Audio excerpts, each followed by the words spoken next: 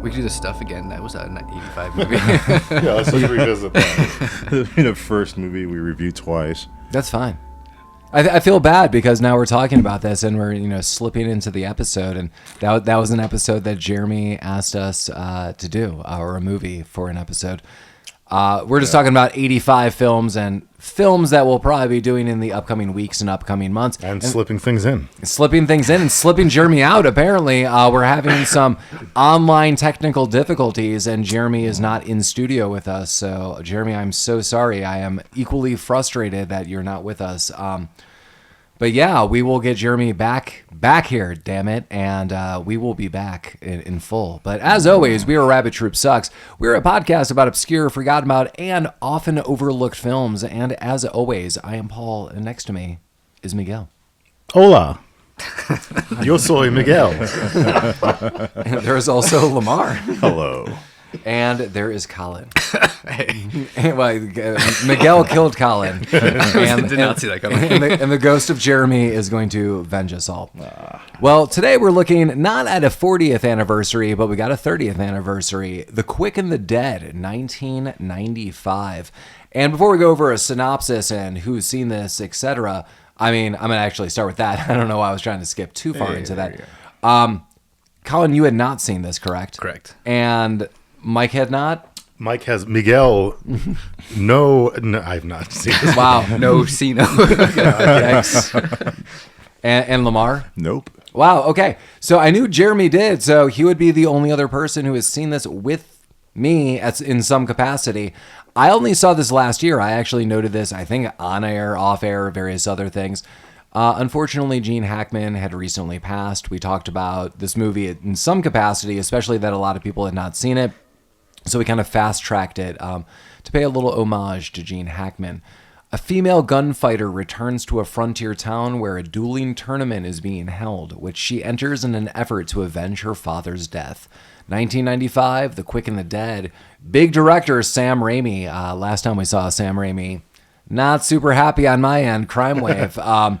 Still for me, probably one of the most unwatchable films. Mike did note that Abraxas might be a close second, but I really am going to stand strong that Crime Wave, because of the Coen brothers, because of Sam Raimi, because of some of the cast, is like such an ultimate letdown.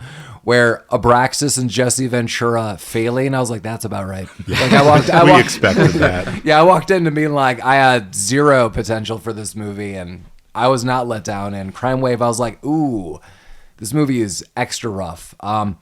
This movie is strange for me, and I'm glad we're rewatching this. I was texting Collin or saying something at least a few weeks ago that in some capacity, I watched this movie in the background, and I was like, maybe a little more than that. I shouldn't just shortchange this. But I'm glad I watched this because I paid attention a lot more this time around. And there are things I remember that there are some Sam Raimi sensibilities. There are like the horror director that we know also well from The Evil Dead. He comes out and plays a little bit in some of the scenes, some of the angles. Yeah, a lot of Raimi camera work for sure. Yeah. But a Western, and what an unsuspecting movie. This whole movie's strange for me.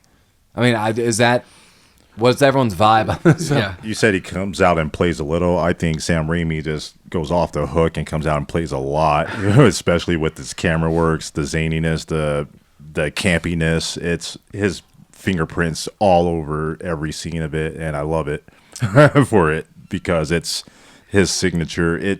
You go in and you come out knowing that you've seen a Sam Raimi movie. I almost am like mixed, Lamar, because I feel some of the characters, like Gene Hackman, is existing in a Sam Raimi world, but he is not a Sam Raimi character. I feel that he is. Like there's a couple things he says, but like, not spoiler alert, and you're gonna learn this really quickly, audience.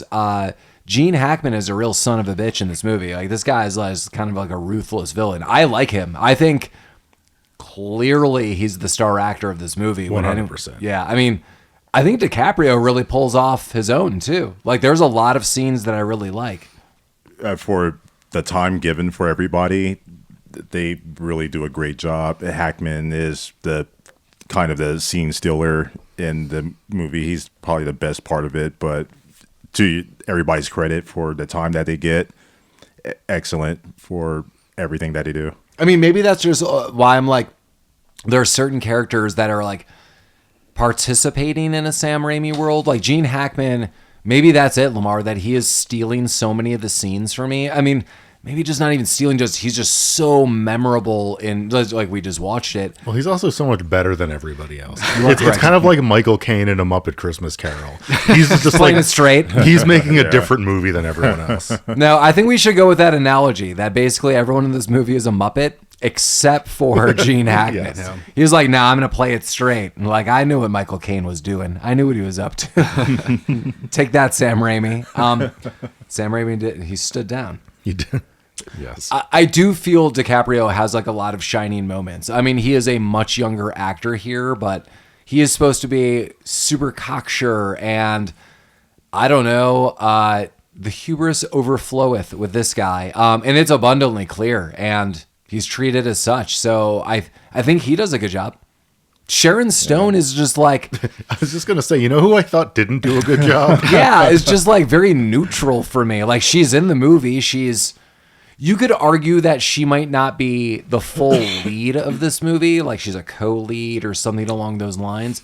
But she is the most forgettable of this film for me. I feel like they were going for the strong silent type with the female protagonist, but for the rest of like we just talked about the rest of the cast and how much story revolves around them, she does feel like the main character but not involved in the story, even though she clearly is, but she's more like a tool rather than part of the story. Yeah.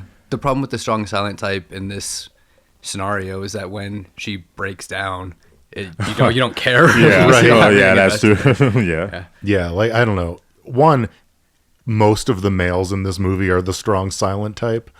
So she's just kind of fighting against that. Yeah. And they had the opportunity to write like a really awesome, strong female character. And they started to, but then they just had her cry a lot.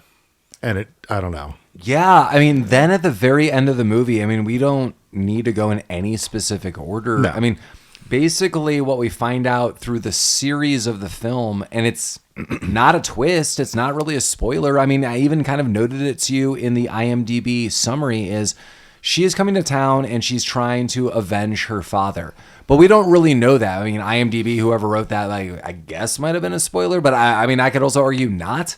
That we find out again through the entire film, which is, I really feel unnecessary, that she is in town and she means business. And so we don't know as an audience. But through the entire film, it takes us to learn that her dad was the marshal, sheriff, and he was killed by Gene Hackman's character, and sort of he was put in a situation where, and we could talk about that at the end, where he is killed, and she witnesses this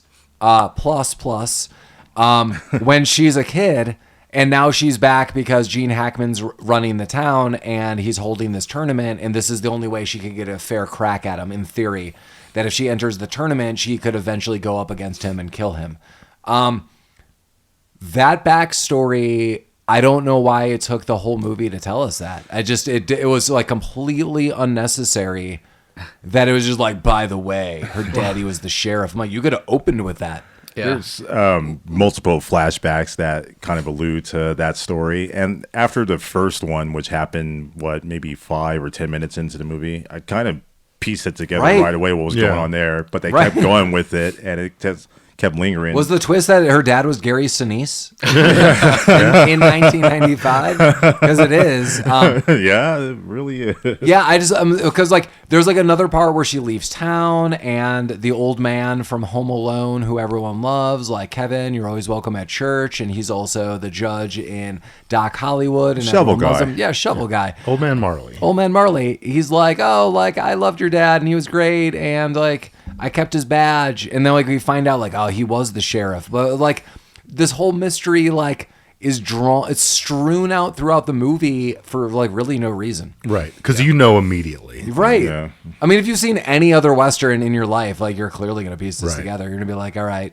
Actually, probably could have done without the flashbacks. She just rolled up. 100%. You can kind of piece it together if you have a brain, but I'm not. I mean, Sam Raimi's going to spell stuff out. Well, I mean, for you like, this I way. guess the flashbacks could have served a purpose to, like, instill the rage. Like, it could have been, like, at the gunfight. And, like, we've heard the story, but now, like, we're shown it as an audience. Yeah. I just don't know why it was, like, hush, hush. Like, I understand why, like, Gene Hackman shouldn't know this, but, like, we, the audience, could just be like, oh, man, they killed her papa. Now she means business. And they're like, oh, man, she's going to kill everyone. I'm like, all right. Yeah. Like, that's the opening of the film. Let's do it. Like, this guy has killed a lot of people, so a lot of children are probably seeking revenge. So Yeah. it's probably not that big of a deal for him. Right, we find out the town is hiring people to kill this guy. Like, Right.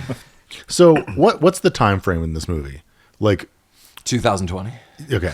How, so in the It's a holodeck. in the flashback, what's her name? Lady Ellen. She's like what? I don't know how old kids. Is 10? Is that what she was? Okay. Maybe? I mean, maybe. Sure. 10 to 12. Okay. How old is she supposed to be, like, in the movie? Like, 30s. yeah. I mean, Sharon Stone, I think, was like mid-30s. So like Something like that. 20 years later. Yeah. That seems like a long time. We should had to get good at the gun. Right, but also, like, when she's riding back into town, like, her dad's, like, apartment building is still just burned down on the ground. Because she looks at it. Well, it's They're really slow to rebuild and. So what you're saying is, instead of these flashbacks of shit we already know, maybe it's flashbacks of how did you get good at the gun? Yeah, Who like, trained you? let's Like, do, like, a training montage. like, what have you been doing for 20 years? Because, like, a better backstory could be like this. I agree with Mike. Like, she's a bounty hunter. Or, like, I'm just making this up. Like, she's a bounty hunter and she's doing stuff. And we find out she's, like, really good with a gun and various other things. And then she finds out, like, oh, my God, this son of a bitch is running this local town. This is the guy who killed my dad. Like, I'm going to go to that town. We're like, all right. Like, I think she's more just a crook. Because, like, the first scene of the movie is her robbing somebody. And she seems like she's a badass, but then the minute she gets to town, she clams up. yeah, but I don't know. It just seemed inconsistent. I also don't know what that dude's deal is, because that dude seemed like a villain. Well, he did shoot at her. Right. But also she was, like, charging towards him on her. I don't know. It just... You could, if the first scene never happened, this movie wouldn't change at all. No, it wouldn't. But, like, it might change for the better for me because the character that she plays in the opening scene is, like, this cool, calm, collected badass. And the next scene, she's like, ah! Right. Okay. So let's rewrite this movie. Okay. So she is a bounty hunter. I'm rewriting this. Yeah. She is turning in this dude that she found. So, like, let's rewrite that opening scene. Like, for whatever reason, like, she finds this dude, clocks him in the back of the head, brings him into some town. She's turning in the bounty, and she's like, hey, you know, like, I want more money. Like, what's the next bounty? They're like, nah, man, it's all dried up. But we've got this, like, gunslinger tournament hosted by blank, and she hears the name, and she's like, son of a bitch killed my dad. That's a better opening That's than this great, movie. yeah. It is. Right. And then we're like, okay, like, no mystery on what happened. We know why she's here and what she's doing.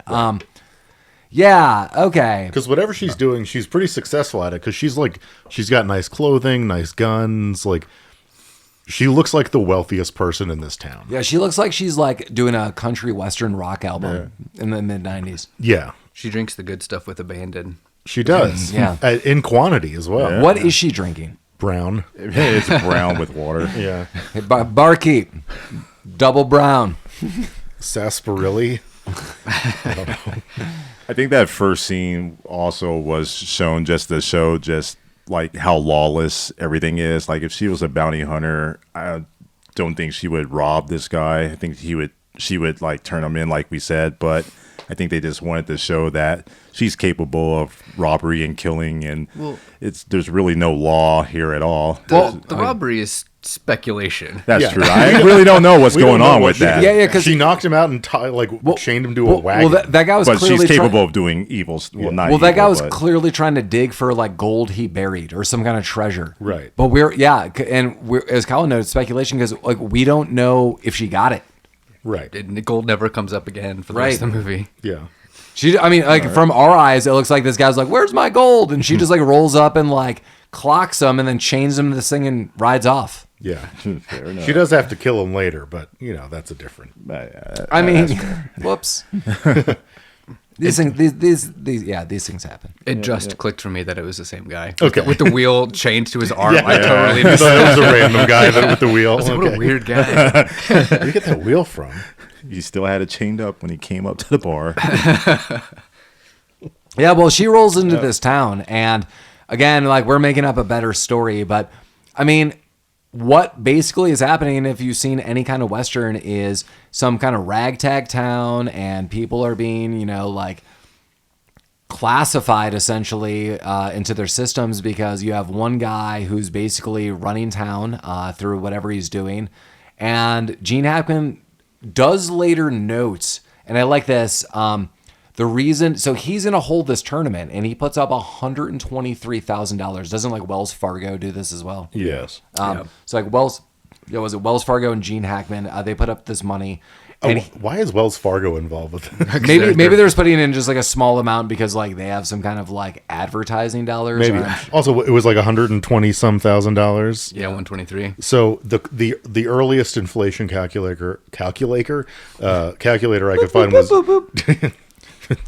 that's number one was 1913, but that would have been $4 million in 1913. That's a pretty penny. So like this is ridiculous money for a small town murder competition. Yeah. Oh yeah.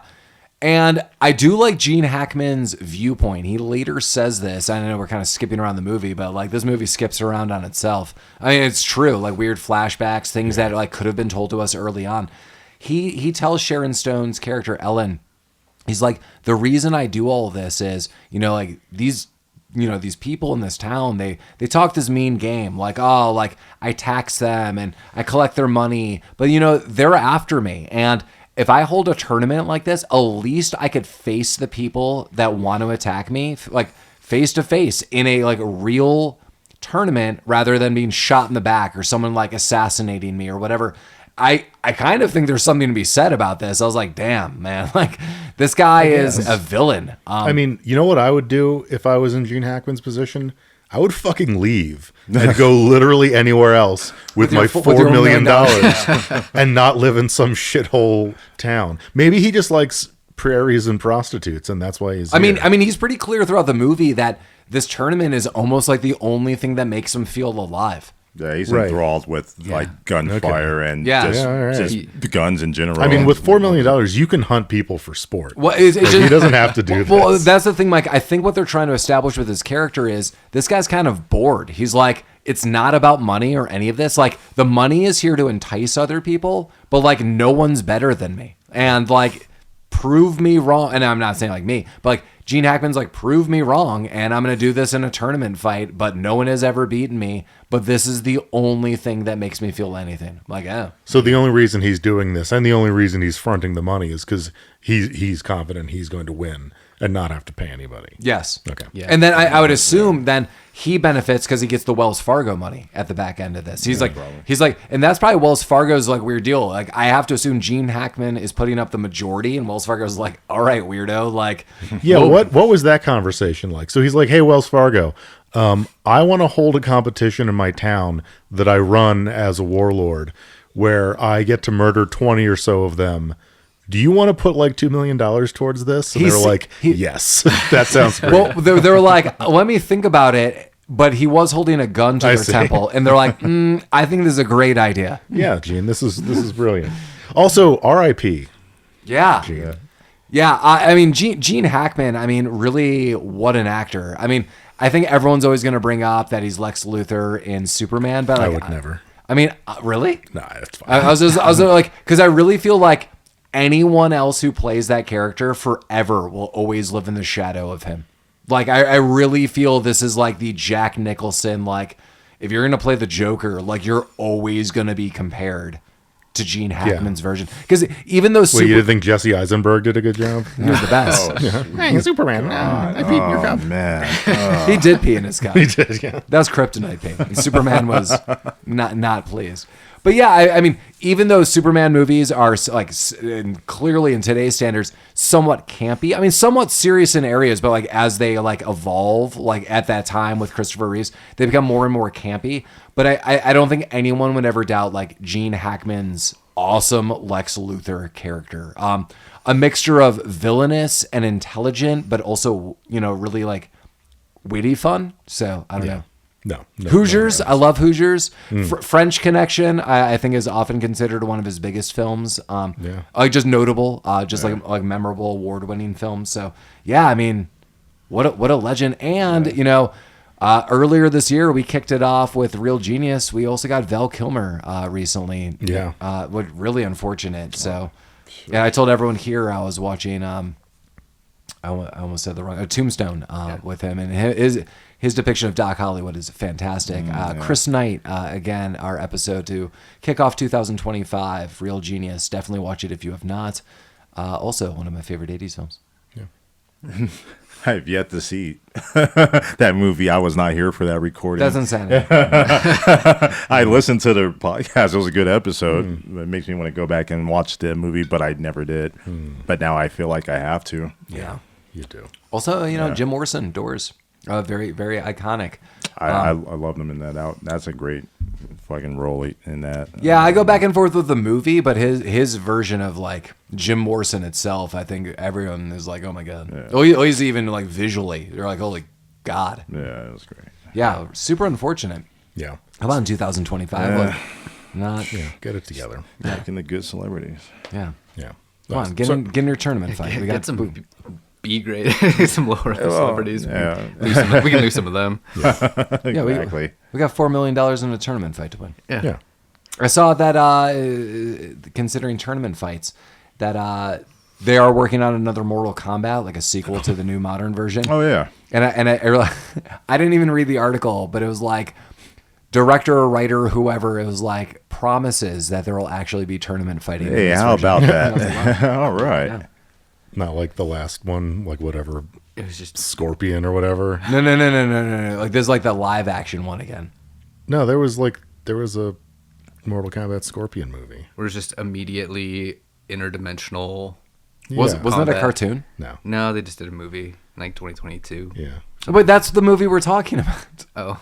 Yeah, that's the sequel that they're making. Oh, they're making a sequel to that? Well, that starts off with like, wasn't that's like that's Scorpion's story, but then they like introduce like new people. And Yeah. They're like, this is Chuck. He's part of the tournament now, and there is no tournament. And he's like, hell yeah. Oh yeah, I remember that. It's all coming to back now. Lamar, those were pandemic times. They were. Yeah. Man, That was a pandemic it's all movie. coming back to me.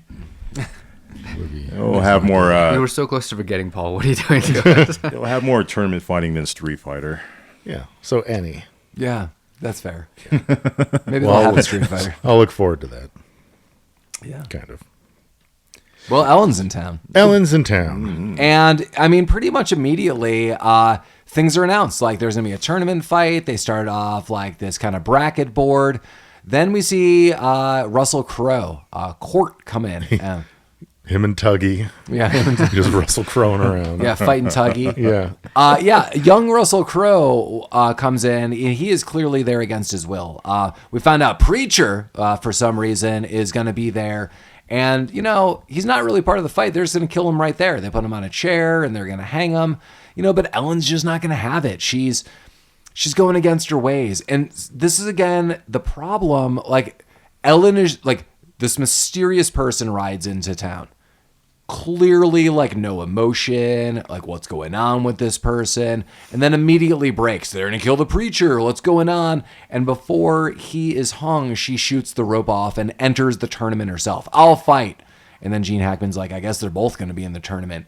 But she shows that she's compassionate against people. Clearly, she doesn't like Gene Hackman, but I think this would have more oomph if she had a backstory established now and wasn't like, we weren't given glimpses of this throughout. Again, like, I'm really kind of like angsty about this because I'm like, it's so stupid that they could have framed this way better for us, But by the time where it's like your daddy was the sheriff and he died, we're like, I know. Yeah. Like who cares? Adoy. Yeah, right. Like regardless if that was the case, we knew someone she loved is dead and she's avenging that person. Like now we found out and we're not like Shyamalan. when she shot Preacher down from his noose, 3 shots. A little foreshadowing there. Hey. I don't know what that means. Oh, I know what that means. That. Hey. I know what that means. I didn't think about that. Because when she did it, I was like, okay, she's not that good of a shot. It took her 3 shots to get this guy down. It's more like a spray fire. Yeah. Well, just remember, Mike, she had 3 shots before, but she just needed 1. That's true. It just She just needed 1. like at the beginning, I was like, it would have been a way more baller move if she had just shot him down with 1 shot. But That's what I was anticipating what was going to happen. Or what if she like ricocheted off of like a spittoon? Yeah. It was a boo and then like launched and he like got up, did a little jig, No one even knew it was her. rode Tuggy to freedom. Tuggy. Time to get it going. No more Russell Crowe. Yeah, so a lot of this movie just kind of kicks into gear right now. You just see like a bunch of tournament fights. One of my favorite guys, I can't remember his name, Bishop from Aliens. I know I could look this up. I mean, he's ace, but Lars does any Henriksen? What is it? Lars Henriksen? I love Lance him. Henriksen? I think it's Lance. I think you might be right. L. Henriksen. There we go. Could be. It's Lance. Lance, yeah. Yeah, as soon as you said Lance, I thought that was correct. Yeah, I mean, most notably Bishop from the Alien series. He is so duded up in this. I mean, his whole outfit. So, if you have not seen Aliens, usually he's got shorter hair. He's kind of clean shaven. He is not. He looks like a depiction of Wild Bill. So he's got this like lengthy, like handlebar mustache. He's got hair down to his back. He's wearing this whole leather outfit that's like weirdly designed, tucked into his boots. I mean, he's a real showman. He goes by Ace. Just put Ace on the board. Draw the ace. They'll know it's me. And the barkeep, who's Commissioner Gordon's like, sure thing, fella. And then, yeah. I love this guy. It's kind of funny how we were talking about her backstory of the stranger, the lady, or Ellen, who came into the town, and she's sitting there. Ellen DeGeneres? Yeah. She's much better than that. But all the contestants in the who are signing up for this duel, like, we know more of their backstory during their intros when they're signing up for it than we know of her.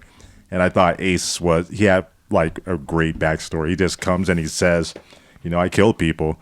You can see just by the way he walks, the way he twirls his guns, that I've gotten so much more out of everybody who introduced themselves. And like, I'm going into this tournament more than I did from her. Good call, Lamar, because honestly, I feel that works for all those characters. Like this, maybe this is coming from our like video game, like tournament fighting culture, where you just feel like, like going back to Street Fighter, the game. If you play early editions of it, you get like cutscenes or like a little bit. It's like, I'm going to do this. And then you're like, oh my God, Chun-Li's trying to find her father. And then at the end, it's like, I found my dad.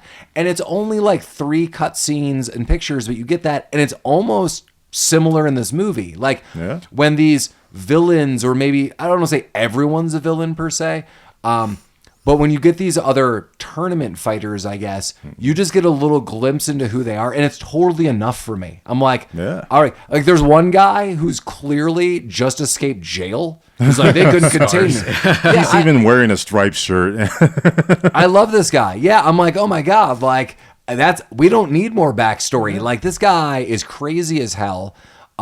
He says like really derogatory things to Sharon Stone. He's like, I'm looking for a woman. So you could imagine like the things being said as this guy's escaped jail in this time. And he's a real brute.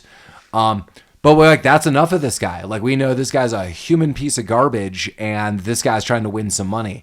We get other people involved who think they're immortal. We get... I love the immortal guy. The immortal guy's fantastic. Keith David's back 2 weeks in a row. This time he's a professional shootist. Yeah, he is a professional shooter. Which is definitely a thing that someone would say. I was totally going to save that for the last line. Oh, I'm saying. I'm sorry. That's okay. 5-year difference. Last time Men at Work last week. All right. Yeah, he's rad in this. You can tell he's the confident, stoic one, sort of. He smokes the most awesome pipe. That is dope. It's pretty nice. Yeah. So, yeah, I mean, and he's not a villain. So I didn't want to say like everyone is there. So we get to the sense of like, some people are in there for pride. Some people are in there to win affection. Some people are there clearly for cash money. Some people are there for vengeance. I love the backstory. So like this whole movie on this level totally works for me.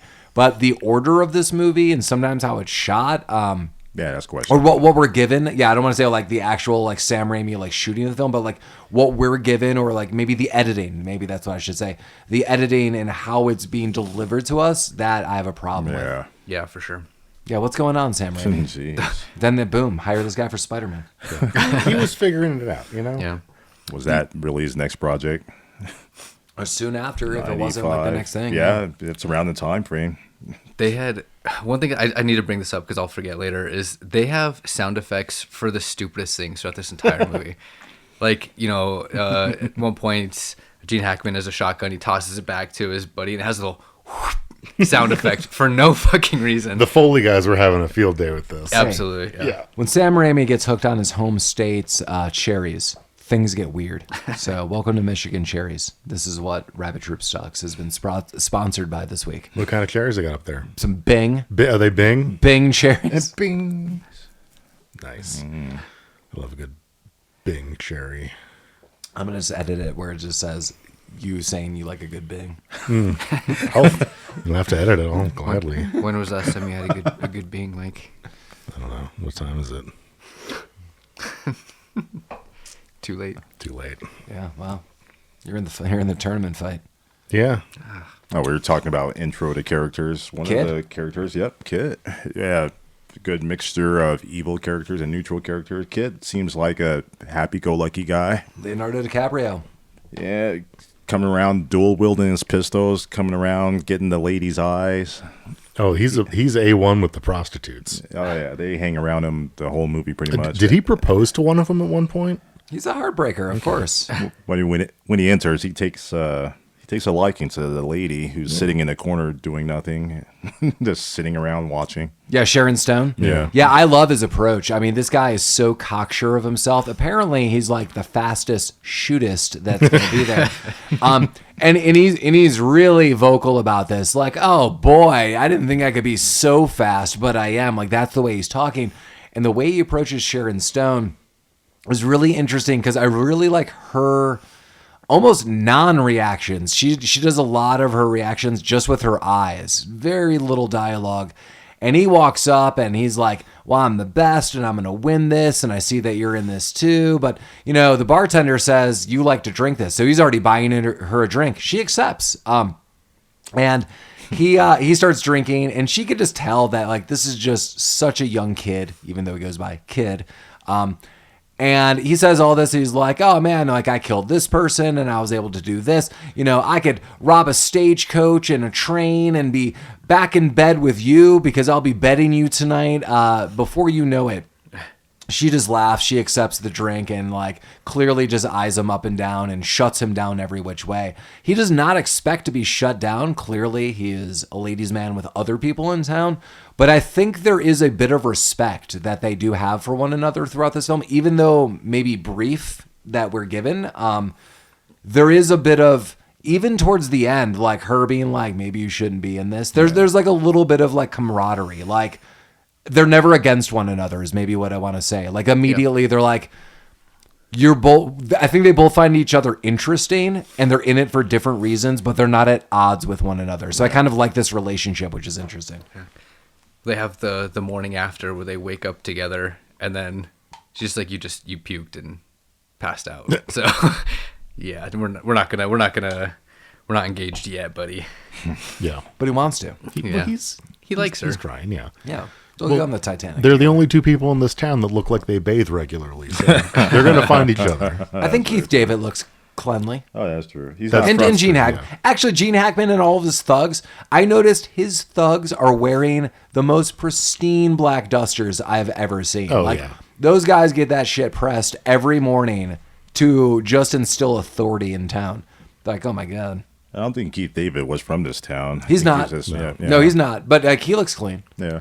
So that's the people who live in this town are just unwashed. Whoa, spoiler, Ellen, we find out later is from this town? What? Oh my God, the twist. Hey, I'm sorry. No, we could have, again, just established. Killed my daddy. Yeah. Well, someone killed her daddy. That's the spoiler. This, so we find out that the kid is Gene Hackman's son. Maybe. No, yeah. Well, yeah, like Probably. quote Yeah. son.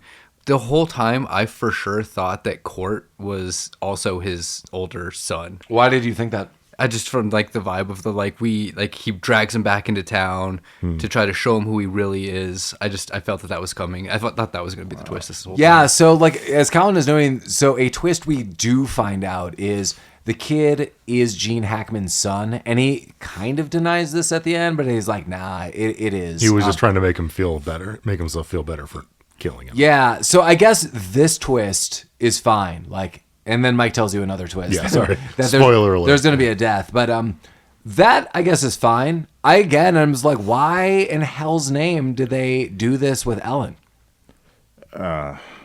Yeah, no good reason. Yeah, Right. we're scratching our heads on that one, Well, unfortunately. Well, some of the tournament fighting starts, as we note. So, like, the one guy that we see at the very beginning of the movie, he was chained to, like, a wheel of a stagecoach. He is still chained, but he's like, I'm calling you out, and he calls Ellen out.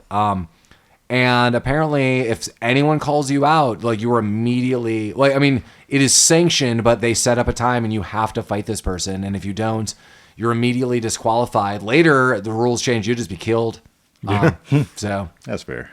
The after the tournament starts, the montage that kind of guides you through the first few rounds was great. I love I this. agree. I love all the montages of this movie. I'm sorry, but this first one was really good. Yeah, it was. It was a lot of like. I don't even know how to describe this style of film. But you guys know what I'm talking about? Where it's like a black screen with like a revolver spinning around. Yeah. And I don't know. It was just cool. you see all the shootists. Yeah. And the background's taken away, so you just see them on the black screen. They're just doing an action shot, and it captures them, and it then flashes, like, kind of fades to another person doing a shot, and it's really cool. Yeah, it was cool. Close up of pistols and whatnot. Yeah, this is totally an homage to like old westerns, and I am definitely not the person to talk about this. I've just seen, I guess, enough westerns to like get that. Like, and I don't know what like. I was gonna say I don't know what Mike is referencing. I know what Mike is referencing, but I don't know what the verbiage or the terminology would be. But those close-ups to people's faces, the laughing, like the overlapped and kind of like fade-ins and fade-outs of like there's a gunshot, there's a body falls, people are gasp in the crowd. Like you'd really get to see kind of like a sped-up moment of a lot of people just fighting a bunch of like inconsequential people we don't really get to know too much about. But yeah. We eventually get the setup between Lance, Ace, and Gene Hackman. So this is kind of interesting. Like, again, I like Gene Hackman's kind of backstory here and there of just being kind of like an aware villain. So this guy Ace, this real showman, is like, oh my God, I've killed these people and I've killed 50 other people. Like, I could, pistol with one hand, I could pistol with two. Like, whatever it is, like, I'm the best you're ever going to meet. And Gene Hackman's like, yeah, man, I've heard the story of, like, you took down these, like, brothers and this whole gang. He's like, yeah, two with one hand, two with the other. He's like, yeah. And he goes on and on about this. And Ace is like, yeah, that was me. And, one of my many claim to fames. And Gene Hackman's like, yeah, I did all of that, dude. Like, you're so full of shit. Like, I did this. Like, the things you're taking credit for in this story, it is literally me.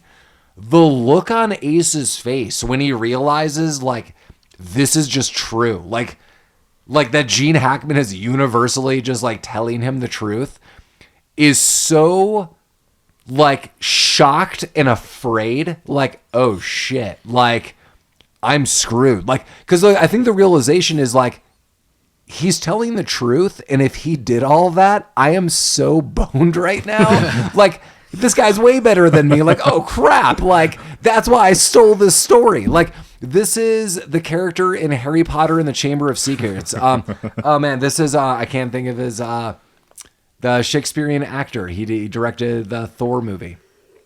Kenneth Branagh? Yeah, this is Kenneth Branagh. where in his character, I know Lamar has read Harry Potter, where he is teaching the dark arts class. He's like, I'm really good at like hexing people and stealing their stories. I do mind tricks. And so remember, he wrote all these books, but they're all other stories from other wizards. Oh, yes. One of the books was called Magical Me, which I always thought was like that was the best, like the autobiographical tale, like Magical Me. Damn, I haven't read Harry Potter in ages, but I know what you're talking about. But yeah, this is Ace. Like Ace is like, I stole these stories, and I was like, so like I understand that Gene Hackman's like, God damn it, are you serious? Like, I can't even be a proper villain because I got other a-holes stealing my stories. I'm like, and he just guns him down. First, he blows the gun out of his hand, like with one shot. And so Ace is like, oh my God. Like, you could tell like he's wounded enough in the hand that he's not bleeding, but like. I think he shot his thumb I thought he off. shot his thumb Oh, off, yeah. okay. So that's done. Then he shoots him through the other hand. Like he's got a hole in his other hand, and then he just like guns him down. Ace is dead.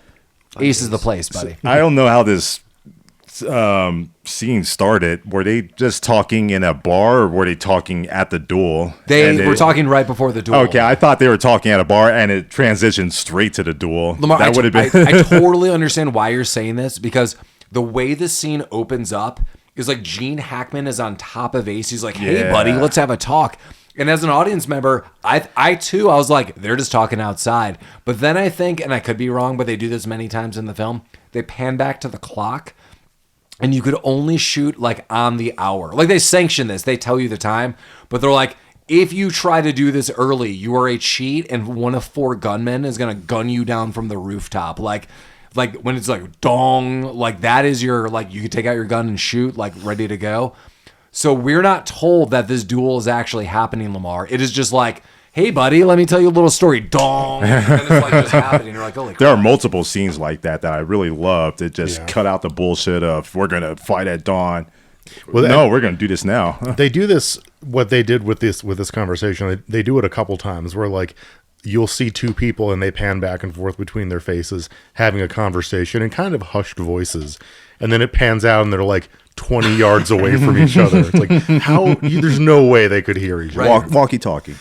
Like when Gene Hackman is giving directions to people, he's sitting like on his balcony, like across town. Like no one can hear this. Yeah, so good call, Mike, because in this scene, I do think this scene is really cool, but like totally like the laws of physics end here. No, like it played well as a scene, but it wouldn't have worked. Yeah, so audience, like the way this is working is, again, like Ace is like just standing there, and immediately Gene Hackman's like, hey, and you're like, the way we're shown this is Gene Hackman is almost like yelling into his ear. But then when the camera pans back, we see they're like 100 feet apart. And then the whole town has heard all of this, which is kind of like a cool effect too. Everyone's like, oh my God, what? So everyone knows Ace is a liar. He's aware of this, and Gene Hackman just mows him down. This for me, I think, is my favorite scene of any of the gunfights. I thought this is well filmed. This is fast paced. And then Keith David has a good one too. So this guy rolls up, Sergeant Cantrell, and we don't know much about him, but Keith David is killing people. Like this guy is not to be messed with. Like this guy seems like he's ex-military, ex-marshal of some sorts. Like I don't know what the law is at this point in time, but this guy seems very well trained. He's wearing, I don't know, like if I were to compare like just costumes, like the duster he's wearing seems more like army official. Does that kind of make sense? Like he seems like a commander of sorts. Yeah. And this guy's very well kempt, as we all talked about. He's smoking this dope ass pipe that kind of like clicks open. Yeah, It's it pretty looks like nice. it's made out of revolver parts. Also, Gene Hackman's matchbook belt buckle thing, Oh, yeah, also that was dope. awesome. That was nice. Yeah, cool little The little accessories. mechanics. Yeah, accessories are awesome. Yeah, so Keith David, we find out, he is called, I mean, we're skipping around the film, he is called to talk to Gene Hackman, and Gene Hackman's like, so I called you into like my house to be like, hey man, like, who hired you? Because he's like, I swore the town hired Ace as like a showboating gunman. He's going to kill me, and finally the town's going to get their money back. But then I realize it's you. And Keith David doesn't deny any of this. He's like, whoever employed me, don't worry about it, but I will kill you. Gene Hackman's like, all right. You could tell Gene Hackman might be a little freaked out. Like, a little apprehensive in this scene. Like, oh shit, like maybe this guy is good, but he's not that good. I kind of like that because you got to show a little weakness. But so far, this Gene Hackman's character, his name is Horace. By the way, I don't know if that was ever brought up or if anyone even calls him by his name. He does. They do. I think it's John Horace. All right. He shows no sign of fear or anything up until this moment. He's a little intimidated by Keith David. I would too. I mean, he has that grin. Yeah. When he starts laughing at you. And when this fight happens, immediately Keith David is taken down. That's unfortunate. Yeah, and it is true that the town hired him, and you could tell by all the town's reactions. Like the townsfolk are holding crosses, like rosaries. And you're like, why is this happening? They have silent prayers before the tournament happens between these two, Gene Hackman and Keith David. That hopefully this guy Keith David, Sergeant Cantrell, is going to win because. My assumption is they paid him. He's going to win all this money. He'll give part of it back to the town. He'll retire rich, whatever it is. But he is taken down and he dies. Some things we had skipped is Sharon Stone is invited eventually to dinner with Gene Hackman, and she just does not have the nerve to kill him. She's got a small, was it the Derringer? Derringer, yeah. Everyone's got a Derringer. So she can't kill him. She just is although involved with this tournament fighting, she just can't muster the strength to do this. Russell Crowe's character is slightly developed. I don't know. He killed a guy. Yeah, killed a guy. He used to ride with Gene Hackman. That was the twist. That was the biggest twist of this movie. And it's not even really a twist. No, and so Sharon Stone's eventually pissed. She's like, oh my God, you're worthless too. And then it's just revealed he was a kid. He was like, I was really young when this happened. For whatever reason, Gene Hackman admittedly, I should say, highlights that even upon meeting him for the first time, he's like, I always wanted to kill you. Like in a tournament fight. It's like a weird thing. The moment he had a thing for tournament fights from the beginning. Yeah, the moment I met you as a young boy, I was like, God, I would like to kill you in a tournament fight. Yeah. He set all this up just for this. He just has that kind of face. Did they make a Hallmark card about that? Probably. It's a shoebox. With his face on it. One of those pop-ups, 3Ds. Nice. Yeah, so I don't know, the tournament continues. We kind of get down to the final four, which is Crowe, yeah. The kid, Herod, and Sharon Stone. Yeah. And so I kind of noted this before, but maybe I should re-emphasize this. Gene Hackman is changing the rules as things go. Now it's, early in the tournament is, if one person was fighting another, you didn't necessarily have to kill them. You could have shot their hand, or if they didn't die and they conceded, that tournament was done. Now it's all or nothing. And even Sharon Stone's like, maybe I'll leave. And Gene Hackman's like, if you leave, my boys will find you and mow you down. You are doing this or you're not. You had your chance to leave. He says this as he's telling his kid, Leonardo DiCaprio, bail out now. Your time will be there. Publicly, he's like, stand down now. There is no shame in this. I do like this tournament that DiCaprio's like, the tournament all starts in the mind. He's trying to psych me out. He's like, he was better. He might have been faster, but he's slowed a little bit. And honestly, he probably has. He's a much older man compared to DiCaprio. And DiCaprio's like, funny enough, I'm in my prime. And they go and the tournament starts. DiCaprio does get a neck shot off Gene Hackman. It grazes his neck. That's a bummer. But DiCaprio's shot in the chest and he is going to die. Yeah. Womp womp. Kind of saw it coming, but like the way it was shot anyway. DiCaprio, he has a nice look on his face, like, I got him. And then he just slumps down out of the frame, down to the floor. I kind of feel bad for him, not that he's dying. He's like, I don't want to die. It's kind of a sad scene. I feel bad when he's like, did I get him? And Sharon Stone's like, you did. He's like, did I kill him? And she's like, you did a real good job. And you could tell he's like, oh shit. As he creeps into the frame. Can I shoot him again? Yeah, I mean, he could if he was able to. I thought he was going to pop him while he was down, but he just bled out, I guess. Yeah. As Gene Hackman watched Leonardo DiCaprio die. Yeah. That came out wrong, but you know. Yeah. That's about right. That's what happened. And he does talk about this too, and like this is kind of sad. He's like, well, it's never confirmed that like he was my son, but then He knew. He was just trying to talk himself out of it. Yeah, and then he's like, "No, it's like my son." Like, and everybody, like, no one knows what to say about this. It's kind of like a weird moment in the movie. Everyone's like, "Whoa, bummer." Yeah, well, everyone liked the kid, and there were like 3 or 4 instances where Gene Hackman was shitting on Leonardo DiCaprio to try to get him to quit. Yeah. He's like, he got farmer's hands. He's not gunfighting. Yeah, I mean, Collin, you're totally right. Like, if you look at kind of throughout the movie, like he is kind of goading him on all throughout. Like Gene Hackman's like later in the movie, like, you know, step down, you'll have your time. Like, don't be in this tournament. But the whole time he's like, you've got farmer's hands. You're too slow. I mean, the guy you just fought, could he be any slower at all? Like, he keeps saying these things time and time again. And before this death, this is where I noted, like, Sharon Stone does go to DiCaprio, and they're having this, like, side talk. Apparently, DiCaprio runs the local gun store for whatever reason. Yeah, why not? And Sharon Stone's like, maybe you should get out of this. Like, what do you want? Like, you don't need this money. He's like, I'm not in it for any of the money. And like, I do like DiCaprio's real moment. He's like, this is the only way I'll earn his respect. And like, and Sharon Stone Like kind of killing him. Yeah, Sharon Stone kind of knows it's true though. She's like, like fun family. Yeah. Well, the next showdown is Russell Crowe and Sharon Stone I like before this ever happens. when they're having the conversation. Oh my God, yeah. So Sharon Stone is talking to Russell Crowe, and behind 2 saloon swinging doors. So they're literally 3 inches from one another. He is a criminal and he can't go too far, but she's trying to be a little sly and is talking to him through the other side of the door. And he's like, I won't fight you. She's like, I won't fight you either. Maybe we could like team up and do stuff. You know, Herod doesn't need to know. And Gene Hackman is one foot next to her. He's like, if any of you try to leave or screw me over, I'm going to kill you. She's like, I don't know about that. I'm like, you are literally having this conversation in front of them. Like, why is this happening? It's so bizarre. Russell Crowe is the worst lookout of all time. Yeah. Yeah. But I mean, the conversation was fruitful because they have a little double cross plan.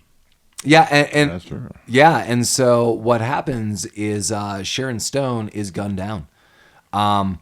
She goes out and they do have the fight, and neither of them shoot. And Gene Hackman says, if you don't shoot in 10 seconds, one of you, I will have one of my men kill both of you. Like, you're all going to die.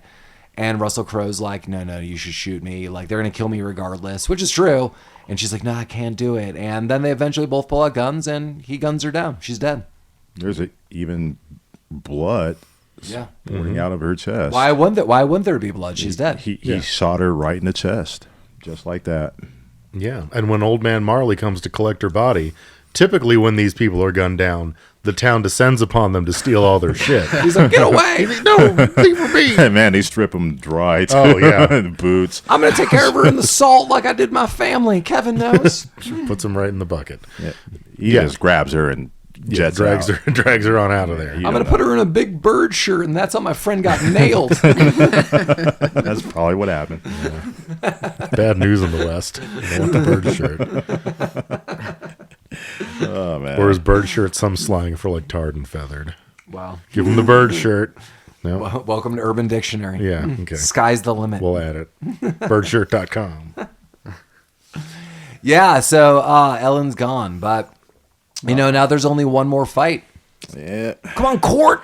Yeah. Before that, Cort's like tied up the night before. I also kind of like what's happening here, like the trajectory of how Gene Hackman is like really pissed off about this. So yeah, Cort's like, fine, I'm gonna kill you, Gene Hackman. It's like me and you, and he's like, he runs up to Gene Hackman and he's like, it's gonna happen. Like, you made me kill Ellen. And all of Gene Hackman's men kind of ascend upon him, and Russell Crowe just beats the shit out of him. He's like headbutting people and kicking them. He breaks some dude's nose a second time in this film, and that dude's super pissed. So yeah, as Lamar's noting, now it's at night, and that like one of the dudes who got his nose broke, he's just beating the shit out of Russell Crowe. And then he basically busts up his hand. He's like, you're not going to be too quick on the draw now, are you? So the next morning rolls around and Gene Hackman sees the condition of Russell Crowe. I don't think he's too taken aback that his face is all beaten and bruised. But once he sees that his hand is damaged, I love this. Gene Hackman's like, who did this? And he's like, I did, sir. I'm just following orders. Yeehaw. And he's like, what? Like, you just ruined the whole tournament. He's like, you just ruined the entire tournament. You have 10 seconds to get out of here. I'm going to kill you. He's like, what are you talking about? Followers. He's like, that's 8 seconds. Then he gets a gun. He talks to Russell Crowe for a little bit. He's like, this is bullshit. Like, it's kind of like a side. He's like, man, I'm going to kill you, but like, this is total bullshit. And then guns down is yokel Thuggy running off. I'm sorry, he's Quimby. It's Quimby who's running off. I think his name was Rusty. It was Ratsy. Time off, Rancy or Is it Ratsy? Rusty or Rancy. Time's up, Rancy. Shot right in the back. Yeah, like a rat. But he Like still a wants Ratsy. he still wants to throw down on his tournament. Yeah. I mean, might ruin the purity of it, but it's still going to go down. Yeah, like Gene Hackman, again, kind of like weird, fun villain. He's like, fine, like these people want to show, how about I do this with my left hand instead of my dominant right? And like Russell Crowe doesn't say like shit, but he's like, Gene Hackman sticks with it. He does it. Like, I just love his character. Like, there was clearly a lot of thought that went into Gene Hackman's character in this, or maybe it was just Gene Hackman like commandeering the role. I think he just took this over and did it himself. I believe it, Mike, because like if I were to make a guess, like no one else even remotely tries that in this film. And Gene Hackman kind of really owns this character in kind of a more thinned out, non-memorable cast. Gene Hackman, I'm like, you're a cool villain. Like, you're interesting. Like, you want to be a villain because you find a thrill in it. I'm like, that's kind of a cool villain to watch a movie about, where everyone else is like, I'm a preacher, and I'm like, I don't care. Like, my daddy, I'm like, I got it. Yeah, no one gives a shit. I'm Old Man Marley. I'm like, I'm interested. Yeah, they're like when they're standing each other down, like his hands shaking. He's actually a little bit nervous because he knows Tuggy's a good shot. Yeah, and he says that too. He's like, there's like that one time I'm like a little like nervous. I'm still gonna kick your ass and kill you, but he's like, it's like for the thrill, and that's where you really see it's like never been about the money. It's just like, I love making people's life a living hell, and when they try to step up, I'm gonna kill them, and that makes me happy. I'm like, that's messed up, bro. Yeah, I'm willing to watch a movie. everyone's about got their you. hobbies. Yeah. What's your kink? Thrill kills. Yeah, squashing joy, I guess. All squanching. Swanching. Well, unbeknownst to anybody, Sharon Stone, who is not dead, has been wiring the entire town somehow with pyrotechnics. Yeah. So when the clock goes boom, it really goes boom. Yeah, and boom goes the dynamite. Yeah, and as Mike noted, as we watch this now, like 80% of the town is on fire and in rubble. Yeah, so like literally half of the buildings in this town. All of the buildings exploded just one by one one after another. I did like this scene though, because every time Gene Hackman like lines up a shot, a new building explodes. Yeah. It was pretty dope. Yeah. But the buildings are exploding, the town's in shambles, and who comes back? Yeah, he's looking at the explosion and the shambles, and out of the smoke, there's a silhouette walking up. It's a silhouette of a lady. It's her. It's Gary Sinise. He's back. Gary Sinise. It's me, the Sinise. I'm back. I can feel now. Yeah, It's me, Lieutenant Dan. she's got her father's old marshal badge that old man Marley gave her. And she tosses it. He's like, who the fuck are you? She's like, with the wings of ascension and the laws of an eagle, you shall be destroyed. Yeah. And laser beams come out of her head. Boo, boo, boo, boo, boo. Yeah. That's where they blew the budget on this movie. They fly laser off on beams. Tuggy could fly this whole So time. he flew out of there, yeah. Yeah, she tosses this badge at him. and Oh, he- she was tossing. Oh, she tossed, yeah. And he sees it with both hands. He sees it and he's like, oh, fuck. I know this badge. Oh, shit. Only one person has a marshal badge. That's right. And then we're treated to a flashback. And Yeah, another flashback. Yeah, Gene Hackman's like, in the 20 years since I've seen you as a little child and the millions of people I've killed, that one marshal badge I knew was you. So here's the real twist of this movie. That's right. That's right. So we find out that Gary Sinise is the marshal. Surprise. But he's being strung up, and Gene Hackman's doing his evil deeds. So little Ellen is given a gun by Gene Hackman. And he's like, I'm going to make you a deal. Your daddy is strung up. I'll give you 3 shots. And if you could shoot down the rope, I promise you, I'll let your dad live. And she's like, I can't do it, Daddy. He's like, you could do it, baby. Just hold it with 2 hands. Use both hands. Yeah. And she's like, I can't do it. And he's like, 3 shots. And she fires the first shot. And Gary Sinise is dead. Right into his goddamn face. Yeah. She kills him with the first shot. That was the real twist. That was super messed up. So if we found out that tidbit at the end as we do and everything else, that could have been different, but real brutal scene. And then she snaps out of that flashback and shoots Gene Hackman. She is not having it. Yeah. Hack attack. Yeah.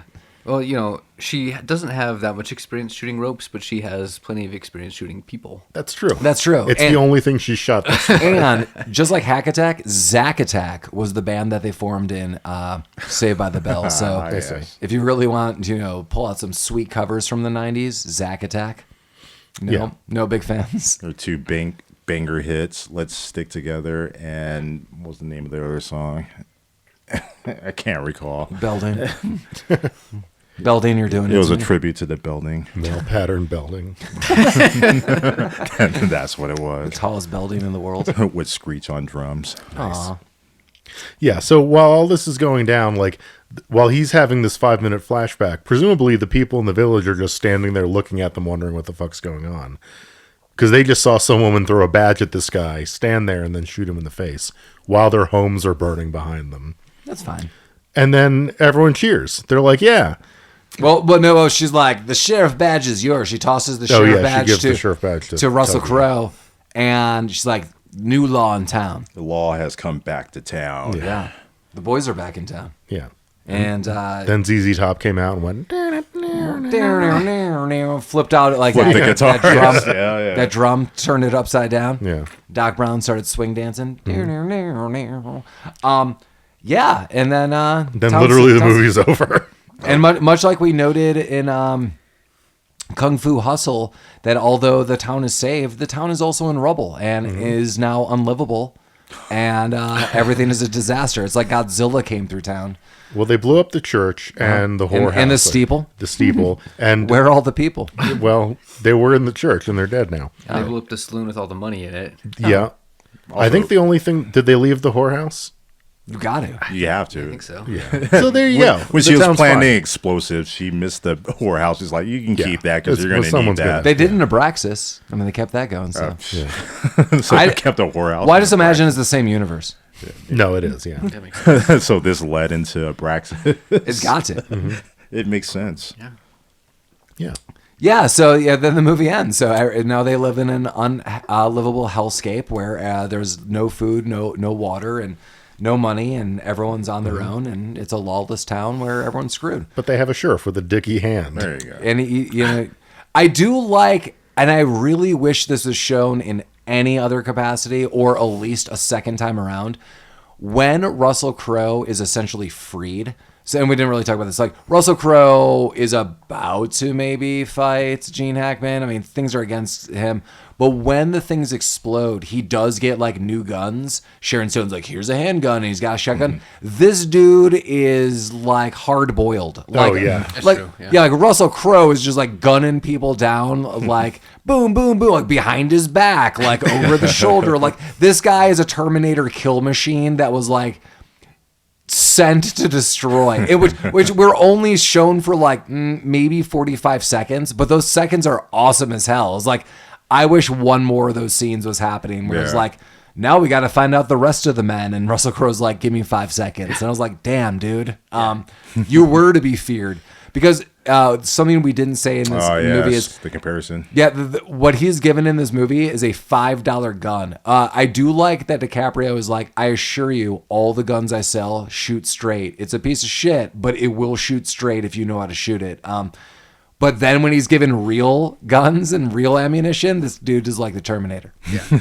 He kills four people in like 5 seconds. Yeah, it it's was awesome. It is awesome. But yeah, credits roll, and so does The Quick and the Dead, Sam Raimi, 1995. Well, as always, feel free to reach out to us at Rabbit Troop Sucks podcast, Rabbit Troop Sucks podcast at gmail.com. If you have any kind of film inquiries, if you have insight to any film, if you know what happened to Jeremy and why we're having technical difficulties, reach out to us, but don't really tell us about the technical difficulties. We know, and we're sad. Jeremy, we miss you. Yes, we do. Jeremy, you are the Sam Raimi. You're here in spirit. Feel free to also go to our website, rabbittroopsucks.com. We have links to all sorts of things. We have links to merchandise. We have pictures of us. We have links to some of our episodes. As always, we're all podcast play. So if there's any kind of platform you're listening to us on, feel free to jump to another platform. We're on YouTube. We're on Amazon. We're on Spotify. We're on the podcast app on iPhones. We're anywhere podcasts play. So feel free to give us a cool rating. 5 out of 5 is much appreciated for our ad-free friendly banter. Nice. And we're also on Facebook and Instagram. And as always, thanks for writing us there. Thanks for noting some fun things about the films. Thanks for just noting that these films inspire you to think back to your childhood or all the films that you like or the silliness we've all been exposed to. But yeah, in a room of people who have not seen this film, guys, what are you thinking about The Quick and the Dead? Sam Raimi, 1995. Collin, go first on this. Sure. I mean, I kind of lean towards just liking Westerns in general. For how much we kind of talked about a lot of the stuff this movie did not do well, like some of the effects, especially the sound effects, I think were really weird. I was kind of compelled throughout the whole movie. Like, I didn't really take a lot of notes because I was paying attention the whole time, despite the cheesiness. For everything that it did kind of cheesy, I think it did a lot of stuff really well, and I liked it. And I don't really have that much more to say. The one thing I want to interject, and Lamar, we're going to jump in, is something I want to look up really quick. The Quick and the Dead, Sam Raimi directed 1995. A Simple Plan, 1998. Spider-Man is all the way at 2002. So when Quick and the Dead, Simple Plan, For the Love of the Game, The Gift, Spider-Man 1, Spider-Man 2, Spider-Man 3, and then Drag Me to Hell. Wow, so like a 7-year gap between this and Spider-Man. Yeah. Drag Me to Hell was awesome. I love that movie. I think there's supposed to be a sequel. Finally. Damn. drag back out again. Still dragging? Yeah. Another drag in hell. For my first time watching this movie, I loved it. I love little Western movies like this where I think the setting is perfect. They create a little small town and there's a little small universe that's contained in it, and you can tell a little story in it. It's a perfect setting, and I think Sam Raimi did a pretty good job with this because it's kind of his wheelhouse to tell small stories with a lot of big action just in a small setting, and something that's easy to digest. It is really simple to understand characters in this movie, and the scenes are sharp with a lot of intent. They don't waste a lot of time. This movie just doesn't waste time. And Gene Hackman, like, I made a comparison that Sam Raimi, he makes comic book movies pretty much. They're not like Marvel or DC. They're just like comic books into the theatrical, something you can view. And this movie is a Western, and I think it's really awesome. The style works perfect. The cartoonish ragdolling of bodies, the holes that he makes in bodies, the camera zooming, the filming. Everything's awesome, and Gene Hackman feels like a 3D character in this 2D comic book world. It's an excellent performance all around. Russell Crowe is actually really tolerable in this movie. His accent, you can't really tell. He does a really good accent in it. I just love the effects. This movie's good. The scenes, the props. Overall, I'm impressed. What are you thinking, Mike? Yeah, I mean, no disagreements. I hadn't seen this before. I'm not usually the biggest fan of Westerns, and I kind of went into this thinking like, okay, this is going to be fine, but whatever. It probably isn't very popular for a reason, but I had a great time with it. I stopped taking notes like a third of the way in because I just kind of wanted to watch it. Everyone does a great job. Yeah, I mean, Gene Hackman is clearly the standout. The only thing I can really fault it for is I think Paul wrote a better opening to this movie in 30 seconds. Thank you. Yeah, than the movie had. Like, and I looked up the writer of this movie, and he has done this and like not really anything else. Yeah. So clearly, like, I think a better screenplay would have really helped. But yeah, I mean, it's kind of fun. It's funny. It's like it's wacky when it makes sense to be, but it also has like some poignant, like serious moments that are pretty well done. Yeah, just from start to finish, I enjoyed this. Yeah, I mean, you could totally see that Sam Raimi, like as piggybacking off that story, is like when you look at Evil Dead, Ash really does have like a serious backstory. Like his girlfriend is killed and he's really like sad about this. It's even carried on when it becomes more comedic, Army of Darkness. So I could see that kind of like transition into this film. But for the life of me, like, I just don't know why they weren't more upfront with Ellen's character, Sharon Stone. It didn't need to be a mystery. So, yeah, I'm glad Mike looked up that the screenwriter really hasn't done much else. Not that I wish that guy misfortune, but, like, it doesn't. That guy. Screw you, buddy. Yeah, I just, like, I could tell that, like, it just didn't go, like, anywhere. And this needs to be tightened up. The biggest fault I have of this is I guess just the overall script. The story itself is totally fine. The execution is overall fine. Gene Hackman is definitely the star of the show here. I think DiCaprio, you really see his early acting chops. My biggest problem with DiCaprio around this time is when he gets into like Romeo and Juliet and Titanic. Like these movies just weren't that fun for me. And becomes this like teen heartthrob. And you could even tell, like, and he's noted this, like he wanted to break away from that. He like these like wacky roles and stuff, like you could tell he would rather probably do that.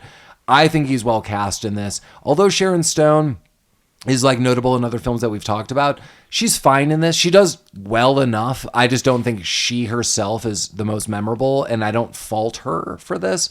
Again, Gene Hackman, I think, kills it. I agree with Lamar. Russell Crowe's fine with this. I think he does a good job overall with what he's doing. The real winner, Gary Sinise. Yeah.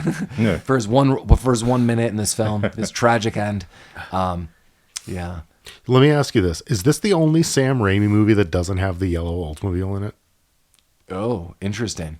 That doesn't have the what? Like in all of his movies, there's a yellow Oldsmobile Delta 88.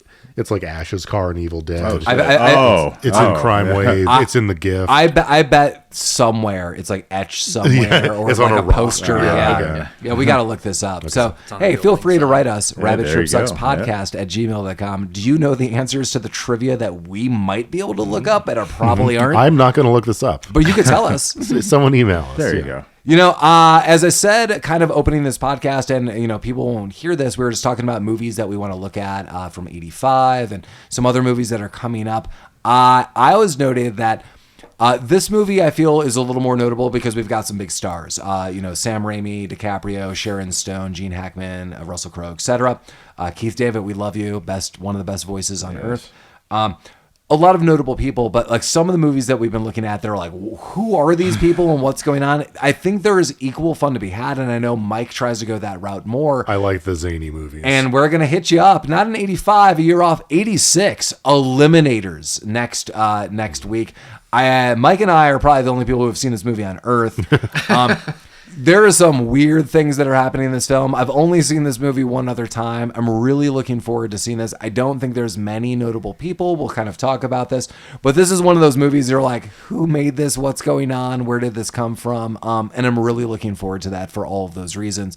Again, a group of people that mainly haven't seen it. And Mike and I watched this, I don't know, like almost a decade ago. So I only have like an overall view of what the film is about, but I don't remember all the nuances. So I don't remember a lot of the nuances. People get shocked, Mike. You guys watched it drunk 2 a.m. That's correct. Yeah. That seems likely. Any last thoughts of Sam Raimi, 1995, The Quick and the Dead? No. Good stuff. You guys gonna be wearing your dusters tomorrow? Gonna get some brunch? Put on a business duster for shooting. Roll up on Broadway, hit some mean lunch, get some biscuits. Be Yeah. like, hey, Yeah. check out my duster. We grew up in the Columbine era. I don't think we're allowed to wear. Yeah, you can't. long You have to jackets. put the dusters You- on. Yeah. Collin, you can if you're getting the proper brunch. There you go. Oh, okay. 500 feet from a school zone. 500 feet from schools. Yeah. I bought a Dolly Parton branded pancake mix that I'm going to break out tomorrow. Okay. So I'll wear a duster while I make that. I want to hear how that's gonna go. Yeah. Nice. Hell yeah. That Yeah. makes it extra special. I mean, Dolly Parton. How can you go wrong? Mike's gonna be singing Jolene while he's flipping flapjacks. Well, I'm flipping the what? He's gonna be flipping it all. Yeah. Well, thanks for listening. Sorry we're devoid of Jeremy and had some Yeah. technical difficulties, but hopefully Jeremy is with us all spiritually. We'll get him back. Yeah. You need some Jolene flapjacks. Yeah. Dick jokes back next week. Yeah. Boom. Eliminators. 1986. Bringing back the dick snorkel. As always, Rabbit Troop sucks. Yeah. Sucks.